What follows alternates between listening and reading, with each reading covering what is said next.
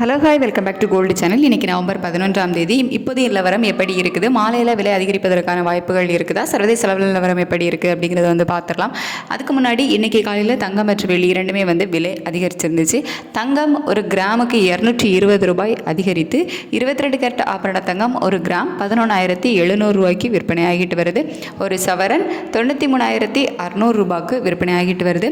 வெள்ளியோட விலையும் ஒரு கிராமுக்கு 1 ரூபாய் அதிகரித்து 170 ரூபாய்க்கு ஒரு கிராம் வெள்ளி விற்பனை ஆகிட்டு வருது. ஸோ தங்கம் மற்றும் வெள்ளி இரண்டுமே இன்றைக்கி விலை அதிகரிச்சிருந்துச்சு. இப்படிப்பட்ட சூழலில் இப்போதைய நிலவரம் எப்படி இருக்குது அப்படின்னு பார்த்தீங்கன்னா, சர்வதேச அளவில் பெரிய மூமெண்ட் எதுவும் இல்லாமல் தான் இருக்குது. ஸோ தங்கத்தோட விலை காலையில் என்ன ஸ்டேட்டஸில் இருந்துச்சோ ஸோ அதே மாதிரி தான் இருக்குது. ஸோ பெரிய அளவில் மாற்றம் நமக்கு தங்கத்தில் இல்லை. ஆனால் ஒரு நல்ல விஷயம் என்ன அப்படின்னா, US டாலருக்கு நிகரான இந்திய ரூபாயோட மதிப்பு நமக்கு ஸ்ட்ரென்தன் ஆகிருக்குது. காலையில் 88.64 பைசாவில் இருந்துச்சு. இப்போ 88.53 பைசாவில் இருக்குது. ஸோ கிட்டத்தட்ட ஒரு 10 பைசா நமக்கு ஸ்ட்ரென்தன் ஆகிருக்குது. அதே மாதிரி தான் வெள்ளியோட விலையுமே சர்வதேச அளவில் பெரிய அளவில் மாற்றம் ஏதும் இல்லாமல் தான் இருந்துகிட்டு இருக்குது.